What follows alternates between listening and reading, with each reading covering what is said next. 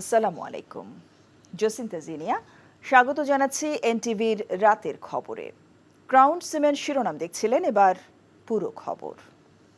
এখন জন্ম সনদ দিয়ে খোলো বিকাশ স্টুডেন্ট অ্যাকাউন্ট। নিজের বিকাশ নিজে কর। সরকারি চাকুরিতে কোটা বাতিলের দাবিতে শিক্ষার্থীদের বাংলা ব্লকেট কর্মসূচির দ্বিতীয় দিনেও কার্যত অচল ছিল গোটা রাজধানী। Shahbag, science lab, Gulistan, 0 point, Agargaon, Mohakhali সহ নগরীর গুরুত্বপূর্ণ সব মোড় বন্ধ করে দেয় আন্দোলনকারীরা। কাল অনলাইন অফলাইনে গণসংযোগের ঘোষণা দিয়ে কর্মসূচি শেষ করে শিক্ষার্থীরা। আবির আহমেদ ও মিজান রহমানকে সাথে নিয়ে জানাচ্ছেন নূর হোসেন। দ্বিতীয় দিনের বাংলা ব্লকেট কর্মসূচি পালন শেষে রাতে শাহবাগে নতুন কর্মসূচি ঘোষণা করেন কোটা বিরোধী আন্দোলনরত শিক্ষার্থীরা। দাবির পক্ষে মঙ্গলবার অনলাইন অফলাইনে জনসংযোগ চালানোর কথা জানায় বৈষম্য বিরোধী ছাত্র আন্দোলনের নেতারা। আমাদের আগামীকাল কিন্তু আমাদের যে চলমান কর্মসূচি ছাত্র ধর্মঘট এবং রাজপুরখা বর্জন তা কিন্তু চলবে এবং আমরা কিন্তু ব্লকেট উইথড্র করি নাই, বরং সর্বাত্মক ব্লকেটের জন্য আমরা প্রস্তুতি নিচ্ছি। এরই মধ্যে দাবি মানা না হলে আরো কঠোর কর্মসূচিতে যাওয়ার হুঁশিয়ারি দেন আন্দোলনকারীরা। আপনারা আমাদের ধৈর্যের পরীক্ষা নিয়েন না,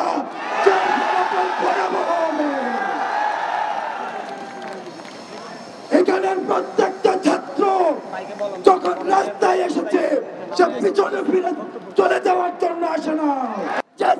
বাংলাদেশের স্বপ্ন আমরা দেখি তা কোটা দিয়ে করা সম্ভব নয়। যদি উন্নত বাংলাদেশ করতে চাই, সোনার বাংলা করতে চাই, এই বাংলাকে মেধাবীদের হাতে ছেড়ে দিতে হবে। নতুন কর্মসূচির ঘোষণা দিয়ে ঘরে ফিরে যায় শিক্ষার্থীরা। এর আগে সোমবার বিকাল থেকে স্লোগানে উত্তাল ছিল গোটা রাজধানী। ঢাকা বিশ্ববিদ্যালয় গ্রন্থাগারের সামনে থেকে মিছিল নিয়ে শিক্ষার্থীরা জড়ো হয় শাহবাগ মোড়ে। এ সময় কোটা বাতিলের দাবিতে শাহবাগ চৌরাস্তার চারদিকে সড়ক অবরোধ করে বিক্ষোভ করতে থাকে শিক্ষার্থীরা। আমার যে ভাই বোনেরা আদিবাসী, যাদেরকে একটু পানি আনতে, একটু পড়াশোনা করতে মাইলের পর মাইল পাহাড়ে হাঁটতে হয়, তারা আসল কোটার হকদার, দাবিদার। আমরা ক্লাসে ফিরতে চাই, আমরা পরীক্ষা দিতে চাই, আমরা এখানে থাকতে চাই না। আমাদের দাবি মেনে নেন, আমরা রাজপথে করে যাবো। একেবারে সিম্পল বিষয়। আমি এসএসসি এইচএসসি ভালো রেজাল্ট করে পাশ করে বিশ্ববিদ্যালয় পর্যন্ত আসতে আমার কোনো কোটার প্রয়োজন হয়নি। আমার চাকরিতে কেন কোটা প্রয়োজন হবে? আন্দোলনের কেন্দ্রবিন্দু শাহবাগ থেকে অবরোধ ছড়িয়ে পড়ে গোটা রাজধানীতে। বৈষম্যের শিকার হচ্ছে, সেজন্য আমরা সবাই ইডেন কলেজ, শাখাটু কলেজ সবাই মিলে আন্দোলন করছি। কোটা তাদের সন্তানের জন্য যথেষ্ট, নাতিপুতি কেন পাবে? বৈষম্য বিরোধী ছাত্র আন্দোলনের ব্যানারে জগন্নাথ বিশ্ববিদ্যালয়, ইডেন মহিলা college, Dhaka college, city college, Shere Bangla কৃষি বিশ্ববিদ্যালয়, সরকারি তিতুমির কলেজের শিক্ষার্থীরা কর্মসূচিতে অংশ নেন। মেধাভিত্তিক এবং মেধাভিত্তিক আমলাতন্ত্র নিশ্চিত করার জন্য কার্যকর পদক্ষেপ মূলত সরকারকে নিতে হবে। কোটার একটা সামঞ্জস্যতা নিয়ে আসুক। ঢাকার যেসব এলাকা দিয়ে অনেক বেশি যান চলাচল করে সেসব স্থান আটকে দেয় শিক্ষার্থীরা। এতে গোটা রাজধানীর যান চলাচল অন্তত 7 ঘন্টা স্থবির হয়ে পড়ে। নূর হোসেন, এনটিভি নিউজ, ঢাকা। কোটা বিরোধীদের উদ্দেশ্যে attorney general AM Amin Uddin বলেছেন, বিচারাধীন বিষয় নিয়ে আন্দোলন করা ঠিক নয়। আপিল বিভাগের শুনানি পর্যন্ত ধৈর্য ধরারও আহ্বান জানান তিনি। আদালত আদেশ দিয়েছেন, সেই আদেশের বিরুদ্ধে সরকারও তো আপিল বিভাগে গিয়েছে, কিন্তু এই মুহূর্তে এই ধরনের যে আদালতের প্রতি যে ওনাদের আন্দোলনটা, আমি মনে করি যে এটা ওনাদের না করাই উচিত হবে। ওনাদেরকে আমি বলবো, কারণ আদালতে যেটা বিচারাধীন বিষয়, সেই বিষয়টা রাজপথে না করে আদালতে তো আসে, এটা তো বিচার হবে। সেই ক্ষেত্রে ওনারা একটু ধৈর্য ধরার আমি অনুরোধ করব। বর্তমান সরকারই কোটা বাতিল করেছিল উল্লেখ করে আওয়ামী লীগ সাধারণ সম্পাদক ওবায়দুল কাদের বলেছেন, আদালতের সিদ্ধান্তের উপর সরকার আপিল করেছে, তাই জনদুর্ভোগ হয় এমন কোনো কর্মসূচি কারোই নেওয়া উচিত নয়। আজ এক সংবাদ সম্মেলনে তিনি সব কথা বলেন। নজরানা চৌধুরী রিপোর্ট। সরকারি নিয়োগ পরীক্ষায় কোটা পদ্ধতি বিষয়ে আদালতের রায় প্রত্যাখ্যান করে শিক্ষার্থীদের আন্দোলন চলছে। দেশের বিশ্ববিদ্যালয়গুলো ছাড়াও বৃহৎ কলেজেও এই দাবিতে চলছে কর্মসূচি। হাজারো শিক্ষার্থী রাজপথে নেমে আসার কারণে হচ্ছে জনদুর্ভোগ। এ অবস্থায় সোমবার আওয়ামী লীগের ধানমন্ডি কার্যালয়ে এক সংবাদ সম্মেলনে দলের সাধারণ সম্পাদক ওবায়দুল কাদের বলেন, তাদের সরকারই কোটা বাতিল করেছিল। উচ্চ আদালতের রায়ের বিরুদ্ধে সরকারের পক্ষ থেকে আপিলও করা হয়েছে। সরকার কোটা বাতিলের দাবির প্রতি আন্তরিক বলেই অ্যাটর্নি জেনারেল আপিল দায়ের করেছে। উচ্চ আদালতের রায় না হওয়া পর্যন্ত আমাদের অপেক্ষা করতে এবং কোনো প্রকার উত্তেজনা এবং রাস্তাঘাট বন্ধ করে মানুষের দুর্ভোগ সৃষ্টি পরিহার করা উচিত। আমরা মনে করি দেশের উচ্চ আদালত বাস্তব পরিস্থিতি বিবেচনা করে রায় প্রদান। এর আগে কোটা বিরোধী আন্দোলনে যারা নেতৃত্ব দিয়েছিল তাদের কেউই বিসিএস পরীক্ষায় উত্তীর্ণ হতে পারেনি বলেও দাবি করেন কাদের। ইতোমধ্যে এই আন্দোলনে রাজনৈতিক উপাদান যুক্ত হয়ে গেছে বলেও মন্তব্য করেন তিনি। আদালতের রায়ের বিরুদ্ধে কোনো পলিটিক্যাল পার্টি পৃথিবীর কোন দেশে আন্দোলনে সামিল? এখানে পলিটিক্সের উপাদান যুক্ত হয়ে গেছে, কারণ বিএনপি প্রকাশ্যেই তারা এই কোটা আন্দোলনের উপর ভর করেছে, তারা সাপোর্ট করেছে প্রকাশ্যে। সাপোর্ট করা মানে তারা এর মধ্যে অংশগ্রহণও করছে। পাবলিক বিশ্ববিদ্যালয়ে সর্বজনীন পেনশন স্কিম চালু করা নিয়ে ভুল বোঝাবুঝি থাকতে পারে বলেও উল্লেখ করেন আওয়ামী লীগ সাধারণ সম্পাদক। এখানে ভুল বোঝাবুঝি থাকতে পারে, তাদের সাথে আমাদের যোগাযোগ আছে। আনুষ্ঠানিক বসাবসি হয়তো এখনো হয়নি। সিদ্ধান্ত তো নিতে হবে বাস্তব পরিস্থিতির আলোকে। বিএনপির আন্দোলন প্রসঙ্গে ওবায়দুল কাদের বলেন, সরকার কচুপাতার পানি নয় যে নাড়া দিলেই পড়ে যাবে। আমরা এই বিতর্কে নজরানা চৌধুরী, এনটিভি নিউজ, ঢাকা। শিক্ষকদের পেনশন আন্দোলনকে যৌক্তিক উল্লেখ করে বিরোধী দলীয় নেতা জিএম কাদের বলেছেন, অন্ধভাবে আনুগত্য করবে এমন ব্যক্তিদের চাকুরিতে নিয়ে আসতে সরকার মুক্তিযোদ্ধা কোটা ব্যবহার করছে। রংপুরে সাংবাদিকদের তিনি এসব কথা বলেন। কোটার বিরোধী যে আন্দোলন হচ্ছে এটার সঙ্গে আমরা একমত। স্বাধীনতা মুক্তি সংগ্রামের যে উদ্দেশ্য হলো তার সঙ্গে এটা সাংঘর্ষিক, এবং এটা আমাদের সংবিধানে যেভাবে আমাদের বর্ণনা আছে সেইখানে আমি মনে করি এটা সংবিধানের সঙ্গেও সাংঘর্ষিক। কাজে আর একটা হলো, আমি যেটা বললাম যে পেনশন স্কিমটা যেহেতু যারা পেনশন নেবেন যাদের জন্য করছেন তারা যদি এটাকে ভালো মনে না করে তাহলে আপনি নতুন লোকের জন্য যা করবেন তা করবেন আমি জানি না, কিন্তু যারা চাকরিতে আছেন তাদেরকেও তাদের ইচ্ছার বাইরে তো তাদেরকে জোর করে আপনি সার্ভিস কমিশন কমিয়ে দিতে পারেন না। কাজে এটাও আমরা ওনাদের সঙ্গে আছি। বিএনপি চেয়ারপারসন বেগম খালেদা জিয়ার জীবন হুমকির মুখে বলে মন্তব্য করেছেন দলের মহাসচিব মির্জা ফখরুল ইসলাম আলমগীর। অভিযোগ করেছেন, সুচিকিৎসা থেকে বঞ্চিত করে বেগম জিয়াকে মৃত্যুর দিকে ঠেলে দিচ্ছে সরকার। অবিলম্বে তাদের নেত্রীর নিঃশর্ত মুক্তির দাবিও জানিয়েছেন তিনি।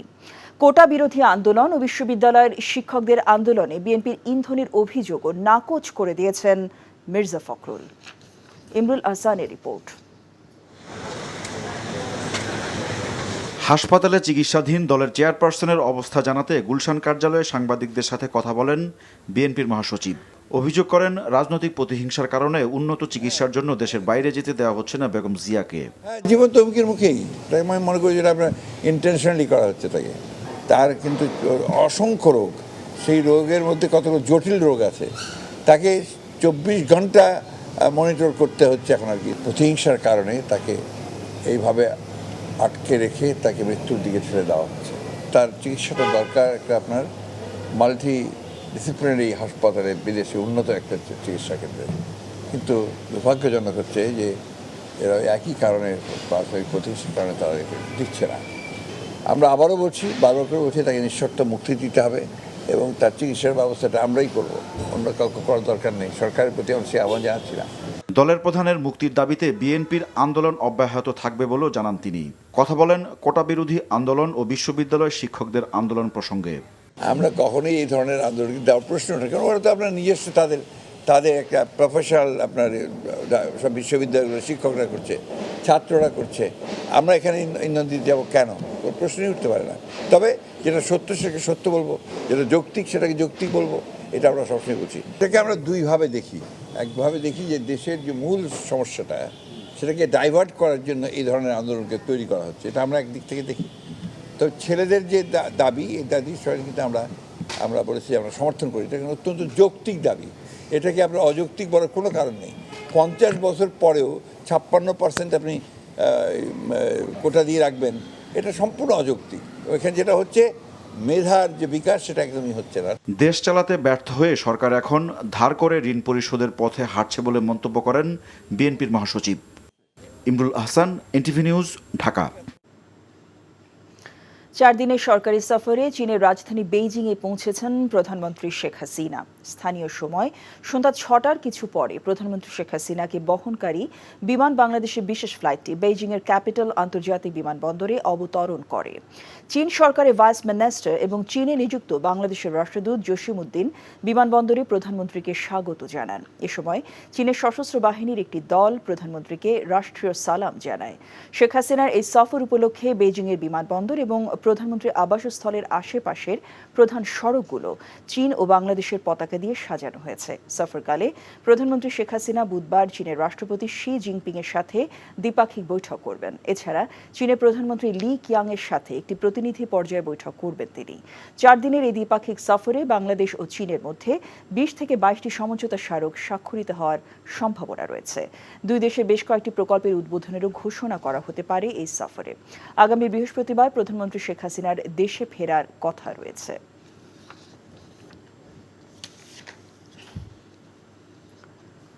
হঠাৎ অসুস্থ বোধ করায় বিএনপি চেয়ারপারসন বেগম খালেদা জিয়াকে ফের রাজধানী এভারকেয়ার হাসপাতালে ভর্তি করা হয়েছে। ভোর 4:15টায় গুলশানের বাসভবন ফেরোজা থেকে হাসপাতালে নেওয়া হয় সাবেক এই প্রধানমন্ত্রীকে। বেগম জিয়াকে এখন সিসিইউ সুবিধা সম্পন্ন কেবিনে রেখে চিকিৎসা দেওয়া হচ্ছে বলে জানিয়েছেন তাঁর ব্যক্তিগত চিকিৎসক অধ্যাপক এজেডএম জাহিদ হোসেন। হৃদরোগ বিশেষজ্ঞ অধ্যাপক শাহাবুদ্দিন তালুকদারের নেতৃত্বে মেডিকেল বোর্ডের তত্ত্বাবধানে এভারকেয়ার হাসপাতালে খালেদা জিয়ার চিকিৎসা চলছে। গেল 23শে জুন বিএনপি চেয়ারপারসনের হৃৎপিণ্ডে পেস মেকার বসানো হয়। চলতি মাসের 2 তারিখ তিনি বাসায় ফিরেছিলেন। 1 সপ্তাহের মাথায় আবারও তাঁকে হাসপাতালে ভর্তি করা হলো। দীর্ঘদিন ধরে হৃদরোগ, ফুসফুস, লিভার, কিডনি, আর্থ্রাইটিস, ডায়াবেটিস সহ বিভিন্ন জটিলতায় ভুগছেন বেগম খালেদা জিয়া। এদিকে সর্বজনীন পেনশন ব্যবস্থা প্রত্যয় স্কিম বাতিলের দাবিতে আজও কর্মবিরতি পালন করেছেন দেশের সব পাবলিক বিশ্ববিদ্যালয়ের শিক্ষকরা। দুপুর 12টায় ঢাকা বিশ্ববিদ্যালয় ক্যাম্পাসে অবস্থান নেন শিক্ষকরা। এ সময় শিক্ষক নেতারা সরকার ঘোষিত প্রত্যয় স্কিম বৈষম্যমূলক দাবি করে বলেন, এই স্কিমের আওতায় এনে তাদের জিম্মি করা হচ্ছে। বিশ্ববিদ্যালয়ে ক্লাস, পরীক্ষা সহ দাপ্তরিক সব কার্যক্রম থেকে নিজেদের বিরত রেখেছেন তারা। শিক্ষক, কর্মকর্তা, কর্মচারীদের কর্মবিরতিতে দেশের পাবলিক বিশ্ববিদ্যালয়গুলোতে 1 সপ্তাহ ধরে অচলাবস্থা বিরাজ করছে। তারা আলোচনা চাইলেও সরকারের শীর্ষ পর্যায়ে ভুল বুঝিয়ে তা করতে দেয়া হচ্ছে না বলেও অভিযোগ করেন শিক্ষক নেতারা।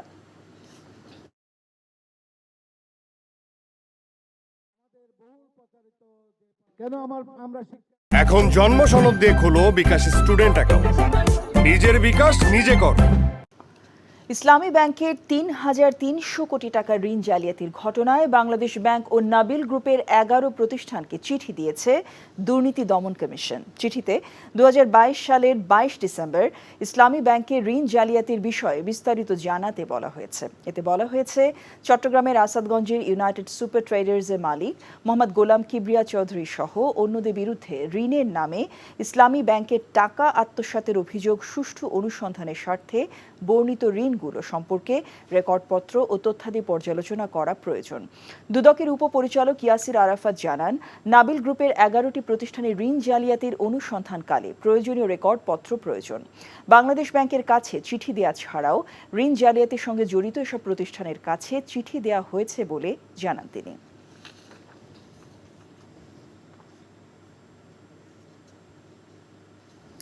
সিলেটের কাস্টমস, এক্সাইজ ও ভ্যাট কমিশনার মোহাম্মদ এনামুলের দেশ ত্যাগে নিষেধাজ্ঞা দিয়েছে আদালত।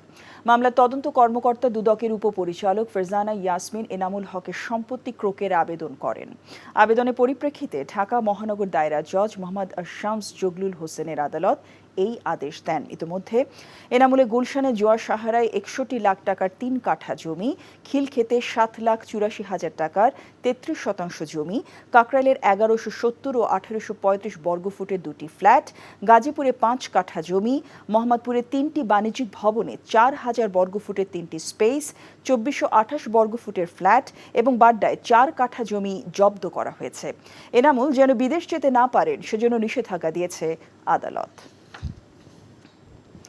রাজনীতিবিদরা সহনশীল হওয়ায় দেশে দুর্নীতি বাড়ছে বলে মন্তব্য করেছেন প্রধান বিচারপতি ওবায়দুল হাসান। বিকেলে দুর্নীতিমুক্ত সমাজ গঠন সম্পর্কে বঙ্গবন্ধুর ভাষ্য শীর্ষক বঙ্গবন্ধু চেয়ার বক্তৃতায় তিনি এসব কথা বলেন।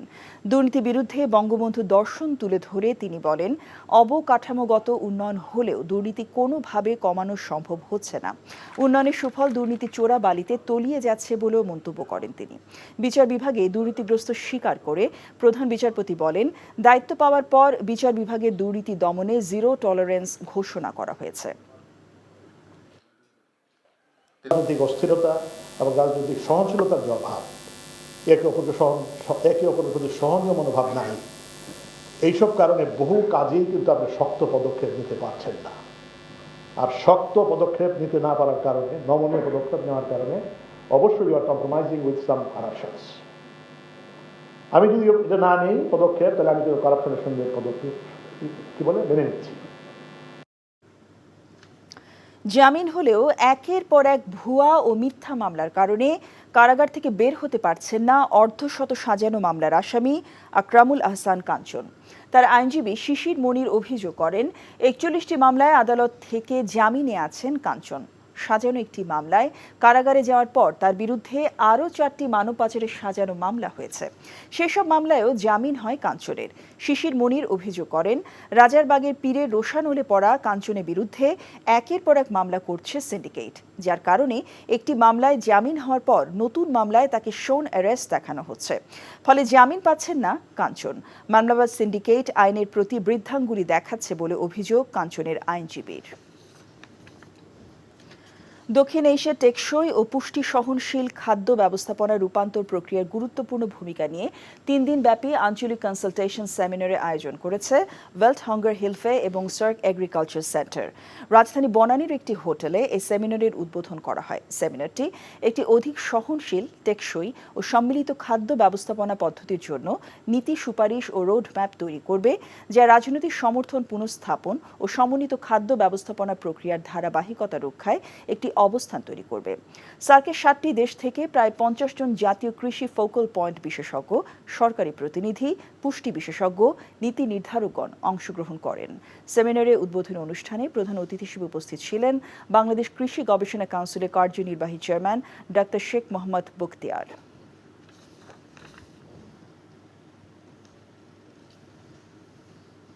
জাতীয় রাজস্ব বোর্ড এবং বাংলাদেশ ব্যাংকের ডিজিটালাইজেশনের অনেক উদ্যোগ নেওয়া হয়েছে জানিয়ে অর্থ প্রতিমন্ত্রী ওয়াসেকা আয়শা খান বলেছেন, এগুলো ধারাবাহিকতা ধরে রাখাই বড় চ্যালেঞ্জ। ঢাকার একটি হোটেলে international chamber of commerce Bangladesh আয়োজিত আন্তর্জাতিক বাণিজ্যের ডিজিটালাইজেশন বিষয় কর্মশালার উদ্বোধনী অনুষ্ঠানে তিনি কথা বলেন। অর্থ প্রতিমন্ত্রী আরও জানান, চলতি অর্থ বছরের বাজেটে অর্থনৈতিক স্থিতিশীলতা রক্ষায় অনেক উদ্যোগ নেওয়া হয়েছে। এ সময় বাংলাদেশে এশিয়ান ডেভেলপমেন্ট ব্যাংক এডিবির কান্ট্রি ডিরেক্টর এডিমেন গেন্টিং বলেন, আর্থিক খাতে আধুনিকায়নের উদ্যোগগুলোতে সহযোগিতা অব্যাহত রাখবে এডিবি। জলবায়ু পরিবর্তনজনিত প্রভাব মোকাবেলায় বাংলাদেশ শুধু নিজ দেশেই নয়, সারা বিশ্বে তার প্রভাব রেখে যাচ্ছে বলে মন্তব্য করেছেন স্থানীয় সরকার, পল্লী উন্নয়ন ও সমবায় মন্ত্রী মোহাম্মদ তাজুল ইসলাম। বিকেলে রাজধানীর স্টেডিয়াম মিলনায়তনে বাংলাদেশের সমন্বিত গ্রামীণ উন্নয়নের জন্য জলবায়ু সহনশীল জলজ ও মৎস্য চাষে প্রচার বিষয়ক জাতীয় সেমিনারে প্রধান অতিথির বক্তৃতা করেন। তিনি বলেন, জলবায়ু পরিবর্তনজনিত প্রভাব মোকাবেলায় প্রতিটি মন্ত্রণালয় নিজ নিজ কর্মপরিকল্পনা নির্ধারণ করছে। কর্মশালায় সাম্প্রতিক বছরগুলোতে জলবায়ু পরিবর্তনের বিরূপ প্রভাব তুলে ধরা হয়। প্রাকৃতিক দুর্যোগে লাখ লাখ মানুষের উপর নেতিবাচক প্রভাব ও মৎস্য খাতের উন্নয়নে পল্লী উন্নয়ন ও পরিবেশ বিপর্যয় রোধে করণীয় দিক তুলে ধরা হয় কর্মশালায়। বস্তুনিষ্ঠ সংবাদ পরিবেশন করায় দর্শকদের মধ্যে গ্রহণযোগ্যতা অর্জন করেছে এনটিভি। দেশের বিভিন্ন স্থানে প্রতিষ্ঠা বার্ষিকীর অনুষ্ঠানে উঠে এসেছে এমন বক্তব্য। বিস্তারিত জীবন আহমেদের ডেস্ক রিপোর্টে।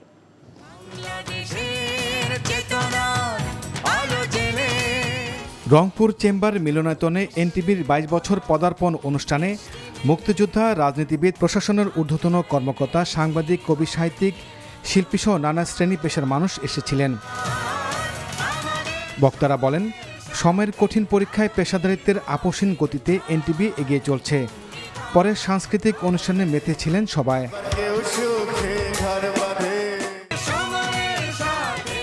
এনটিভির 22 বছর পদার্পণ উপলক্ষে নওগাঁয় বর্ণাঢ্য র্যালি বের হয়। পরে প্রেস ক্লাব মিলনায়তনে কেক কাটা আলোচনা সভা অনুষ্ঠিত হয়। যশোর প্রেস ক্লাব অডিটোরিয়ামে প্রতিষ্ঠাবার্ষিকীর আলোচনায় নানা শ্রেণী পেশার মানুষ উপস্থিত ছিলেন। বক্তারা এনটিভির সাফল্য কামনা করেন, আশ্বাস দেন পাশে থাকার। মেহেরপুরে মাদ্রাসার এতিম শিশুদের সাথে নিয়ে এনটিভির প্রতিষ্ঠাবার্ষিক উদযাপন করা হয়।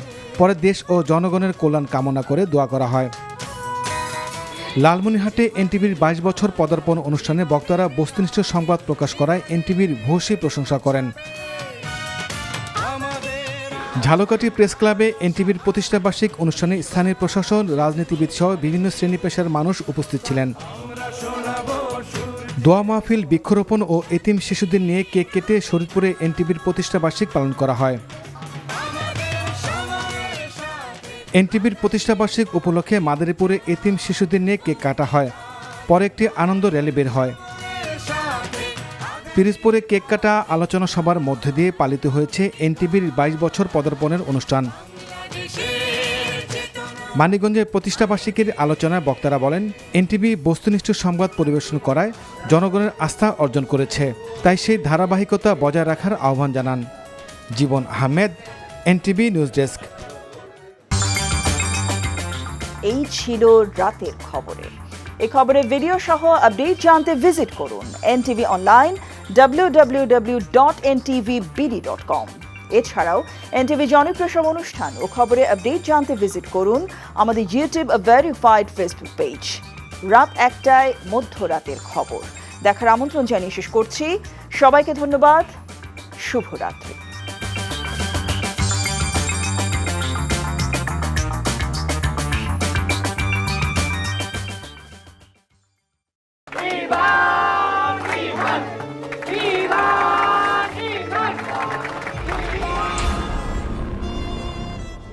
তুমি নিজের জীবনটা শেষ করলে, সাথে আমারটাও শেষ করে দিয়ে গেলে।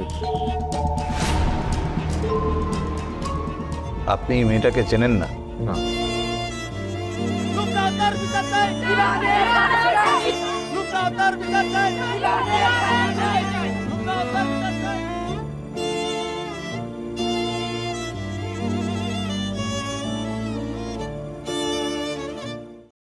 এখন জন্ম সনদ দিয়ে খোলো বিকাশ স্টুডেন্ট অ্যাকাউন্ট। নিজের বিকাশ নিজে কর। এখন জন্ম সনদ দিয়ে খোলো বিকাশ স্টুডেন্ট অ্যাকাউন্ট। নিজের বিকাশ নিজে কর।